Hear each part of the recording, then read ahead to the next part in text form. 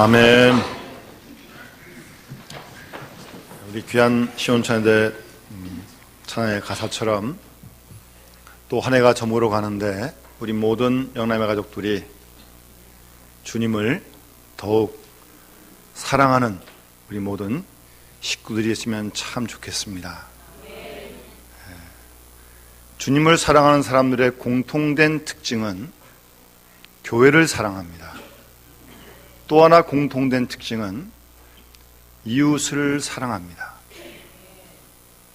그러니까 보이지 않는 하나님 사랑한다 그러면서 보이는 형제를 사랑하지 못하는 사람은 거짓말하는 사람입니다.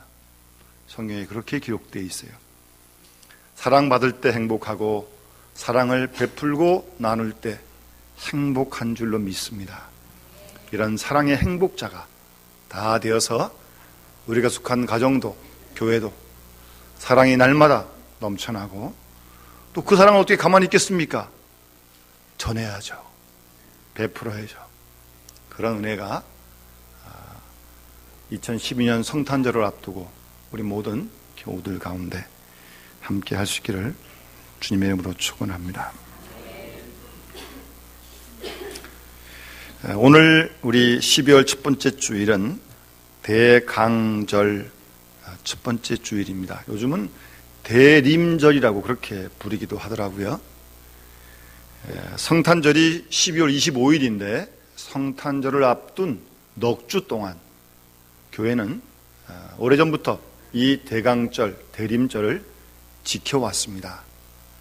그저 생각 없이 성탄절을 맞지 말자.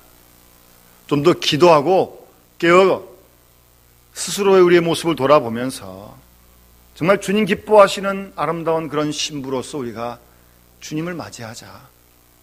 주님의 재림도 기다리자. 그런 마음으로 교회는 오래전부터 이 대림절, 대강절 절기를 지켜왔습니다. 대강, 대림이라고 하는 뜻은 임하기를 기다린다라고 하는 말입니다. 주님이 나에게 우리 가정의 교회에 오셔서 임하심으로 말미암아 주님의 통치가 온전히 이루어지는 우리의 삶, 우리의 교회 될 수 있도록 그렇게 적극적으로 기다리는 거예요. 막연하게 그냥 멀거니 그렇게 기다리는 게 아니에요. 아직도 우리 속에 하나님이 기뻐하시지 않는 그런 부분들을 살펴보고 그런 것들을 고치고 과감하게 새롭게 하면서 정말 아버지 하나님의 뜻이 하늘에서 온전히 이룬 것처럼 나를 통해 우리 교회를 통해 아버지 하나님의 뜻이 온전히 이루어질 수 있도록 그렇게 준비하는 거예요. 그런 준비가 우리 가운데 있길 바라고 이런 준비는 다시 오실 우리 재림하실 주님을 준비하는 그런 훈련으로 연결되어지는 것입니다. 그래서 주님이 불언간 언제인지 모르지만 이 땅에 다시 오실 그때 우리 모두 기쁨으로 주님을 만나고 주님께 착하고 충성된 동이라고 칭찬받는 그런 일꾼들이 됐으면 얼마나 좋겠습니까? 그런 바람을 갖고 우리 함께 성실하게 준비해 갈 수 있기를 바랍니다. 오늘의 우리의 현실은 참으로 상처와 아픔이 가득 차 있고 사방을 둘러보아도 암담하기만 합니다. 과거보다 오늘 우리의 삶이 좀 나아졌다고는 하는데요. 삶의 만족도를 보면 그렇게 좋아진 것 같지가 않습니다. 현재 우리 한국 사회는요, 하루의 자살자가 43사람에 이릅니다.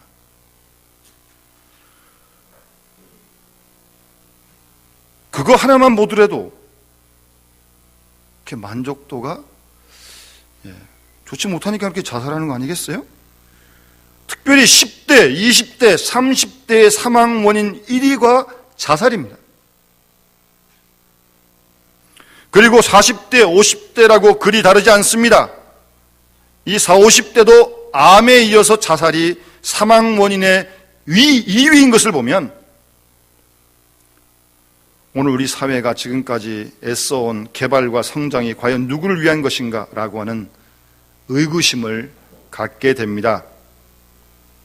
교회는 곳곳에 커다란 교회 건물이 세워지고 복음 전도로 교인의 수는 증가해 왔지만 교회의 성장이 교인들의 삶과 의미 있는 관계를 보여주고 있는지 좀 의문이 가는 것입니다.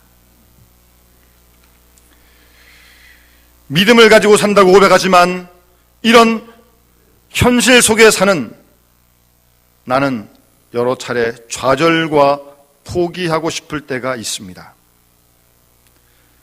힘들고 어려운 그때 그래도 소망을 주는 일은 누군가를 기다리는 일입니다. 여러분, 신앙의 화가 고흐라고 하는 사람은 희망을 상징하는 그림을 그려서 그 집 현관에 놓고 오고 가는 사람들이 희망을 가지기를 바랬다고 합니다. 그 그림이 고흐의 해바라기입니다. 대강절을 시작하며 우리에게 오시는 생명의 주님을 기다리며 우리 모두가 희망을 새롭게 가져갈 수 있기를 바랍니다. 우리의 신앙의 근원이신 예수 그리스도를 기다리는 이 대림절, 대강절은 그래서 오늘 우리에게 큰 희망과 위로가 되는 것입니다. 우리의 현실이 없더라도 소망에 여기 있는 촛불을 켜면서 대강절을 의미 있게 준비해야 합니다. 우리가 잘 아는 마태복음 25장 열처녀의 비유에 나오는 5 지혜로운 신부처럼 등불과 함께 기름도 준비하는 그런 우리가 되어야 할 것입니다.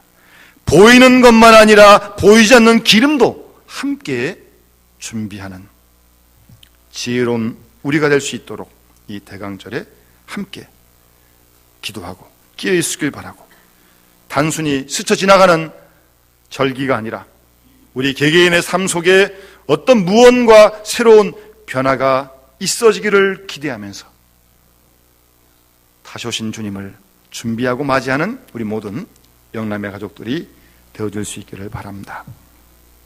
여러분 잘 아시는 강철왕 카네기의 사무실에 보면 그 벽에 아주 오래된 커다란 그림 하나가 걸려 있다고 합니다. 이 그림은 유명한 화가의 그림이 아닙니다.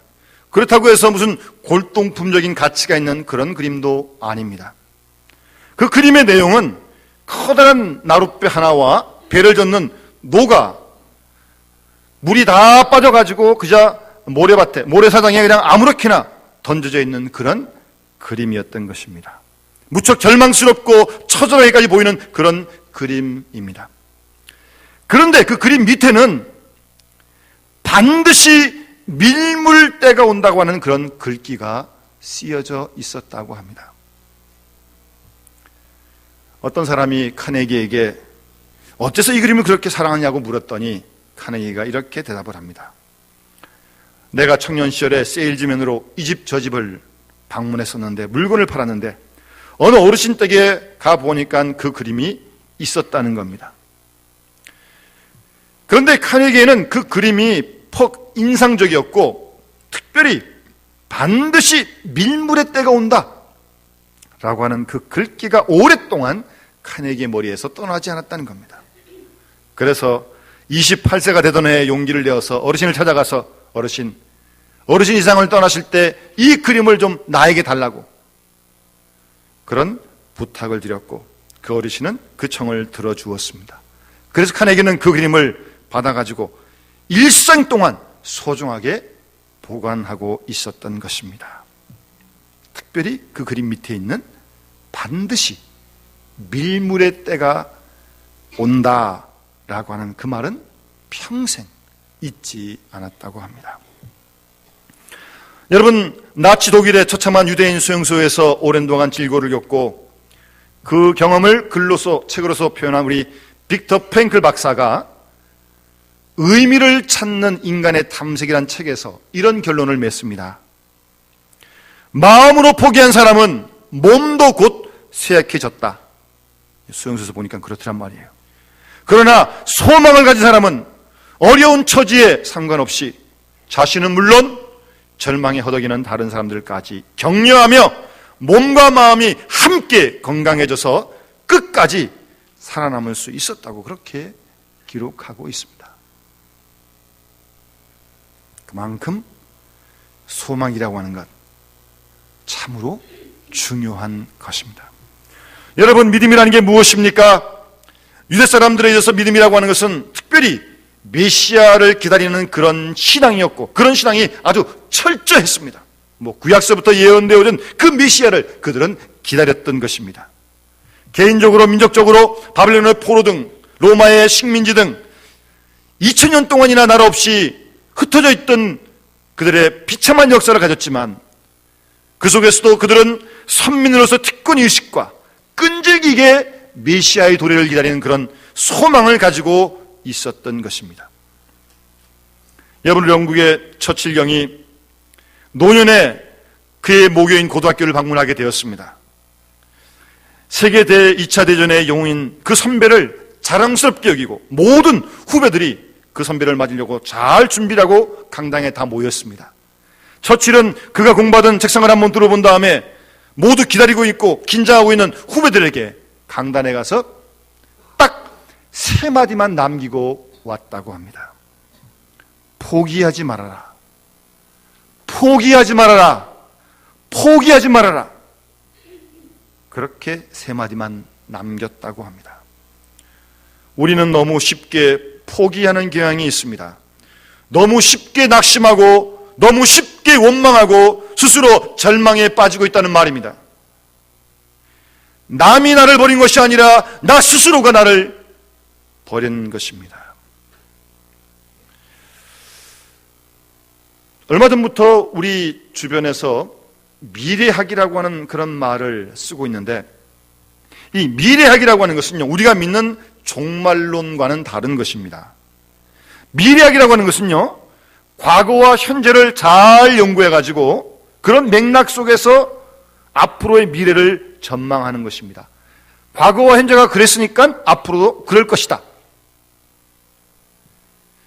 그런데 우리가 믿는 종말론은 그렇지 않습니다. 과거나 현재에 집착하지 않습니다.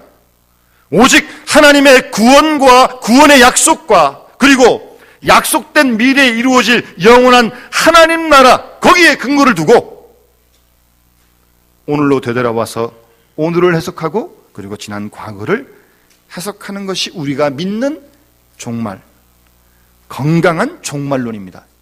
요즘은 종말 말만 해도 이상하게 생각하기 때문에 잘못된 종말론이고요. 우리는 성석이고 건강한 종말론을 믿고 사는 사람들이 그리스도인들이거든요. 여러분, 사도 바울의 신앙을 한마디로 요약하면 기다림이라고 말할 수 있습니다.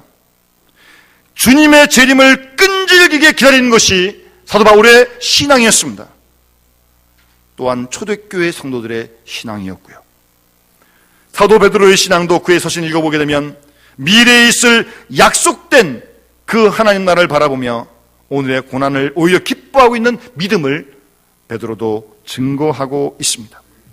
미래에 있는 하나님의 약속이 너무나 분명하고 확실하기 때문에 현재의 고난은 자연적으로 소화되어지고 기뻐하게 된다는 것입니다. 그래서 로마서 8장 18절을 보면 사도 바울은 생각하건대 현재 당하는 고난은 장차 우리에게 나타날 하나님 나라의 영광과 비교할 수 없다, 그렇게 말씀하고 있는 겁니다.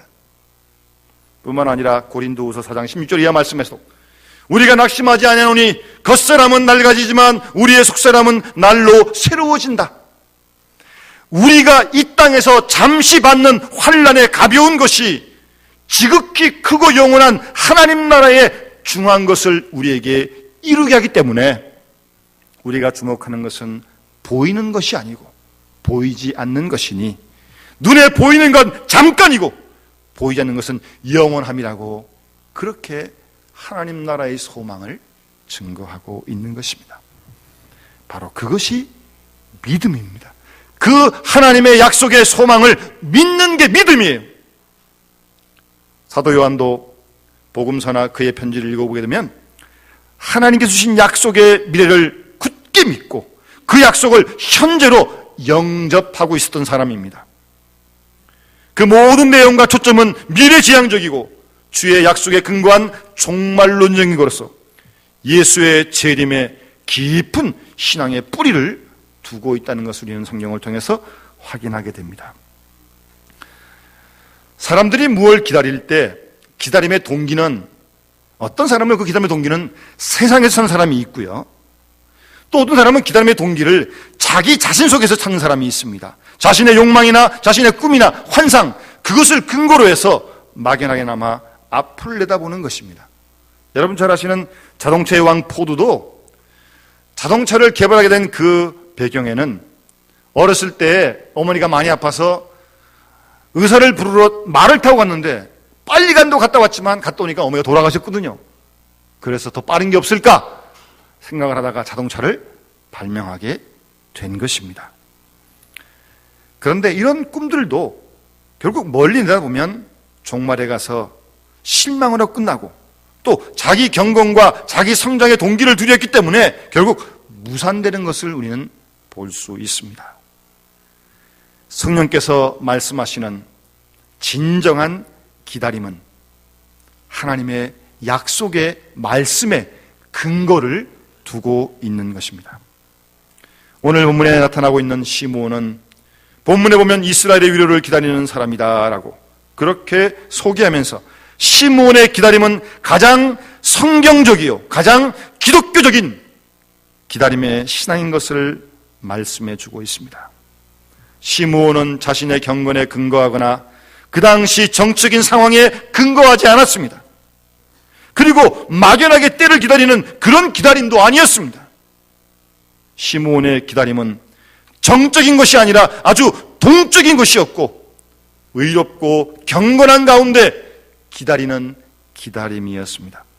개인적인 욕망의 성취나 꿈을 실현하려고 하는 그런 의미의 기다림이 아니었습니다.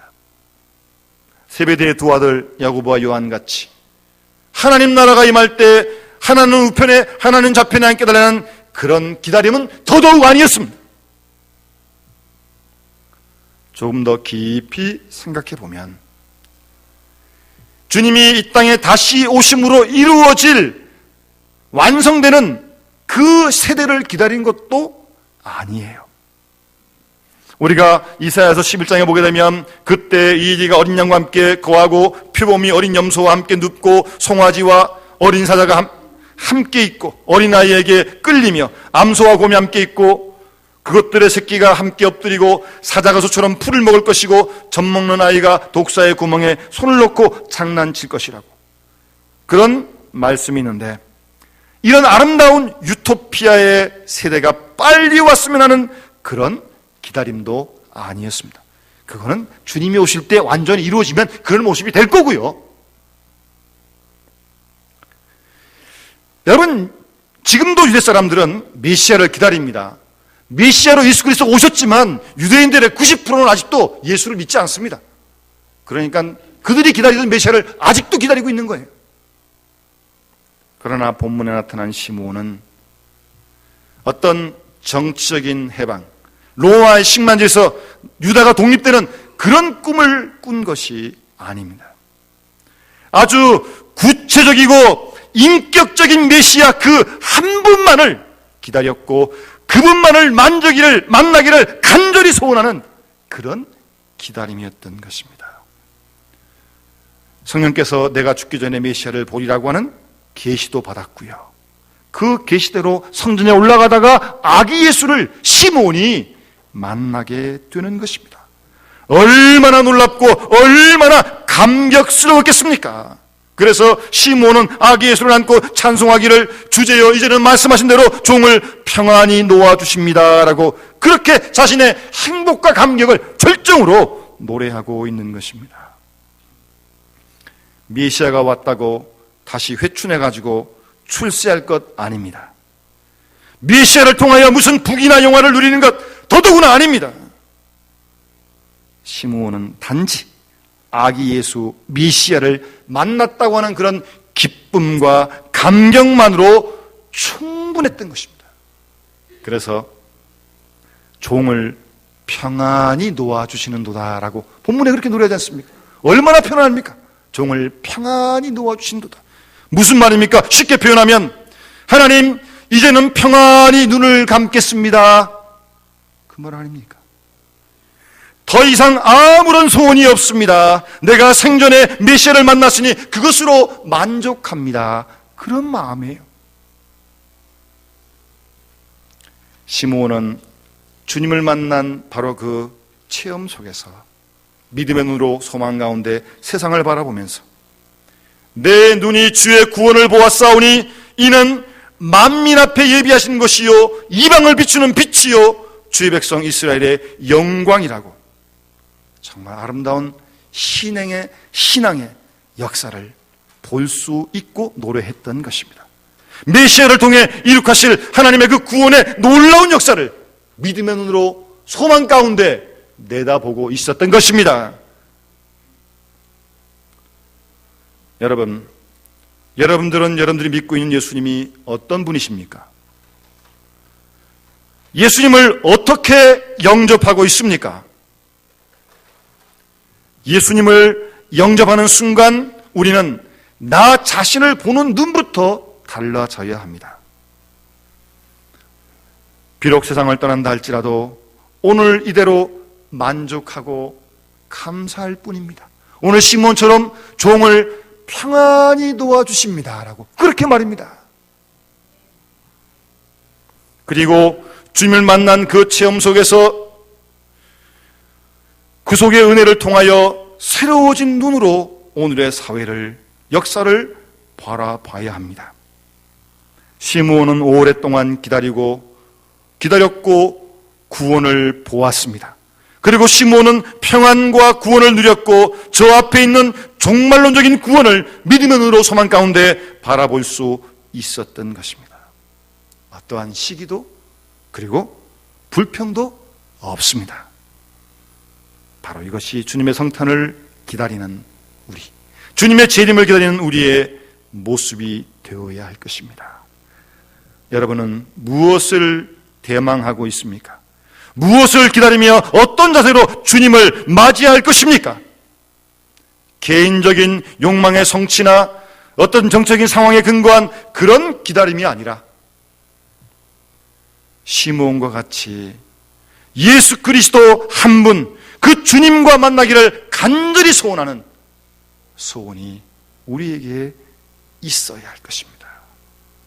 그리하여 십자가를 통하여 새 하늘과 새 땅을 바라보면서 그 그리스도 안에 있는 나 자신의 소중함에 감사하고 감격하며 믿음과 소망 안에서 이 세상을 이기며 살아가는 우리 모든 영남의 가족들이 다 되어줄 수 있기를 주의 이름으로 축원합니다.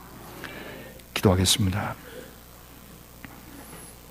우리의 참 소망이 되시며 기쁨이 되시는 주님, 오늘 주님이 오시는 성탄을 준비하는 대강절 첫 번째 주일을 맞아 주 앞에 나와 예배할 수 있도록 도와주시니 감사를 드립니다. 오늘 주신 말씀 앞에 시몬이라는 분 신앙 앞에 우리의 모습을 조용히 이 시간 돌아봅니다. 주를 믿노라, 주님을 주라고 많이도 고백했지만 실제로 우리의 삶 속에서 그리스도의 왕 되심과 주 되심을 인정하지 못하고 스스로 고집피며 자행자지했던 우리들의 오만함을 용서하여 주시옵소서. 주님이 함께 하심을 믿는다고 말은 하지만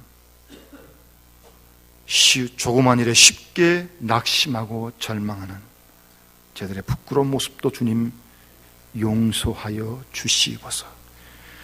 평화의 왕으로 주님을 모시고 따른다고 하면서 우리의 마음은 여전히 불만과 불평과 시기와 질투, 미움에 쌓여있는 가식적인 저희들의 신앙을 주님 용서하여 주시옵소서. 다시 한번 이 땅의 빛으로 평화의 왕으로 소망으로 탄생하시는 주님 앞에 우리의 모습을 정나하게 돌아보게 하시고 우리들의 부족함을 솔직하게 내려놓고 회개하는 가운데 오늘 시므온처럼 우리 주님을 온전히 만나 뵈옵는 기쁨과 감격과 소망이 우리 가운데 넘칠 수 있도록 주님 축복하여 주시옵소서. 주 예수 그리스도 이름으로 간절히 기도드리옵나이다.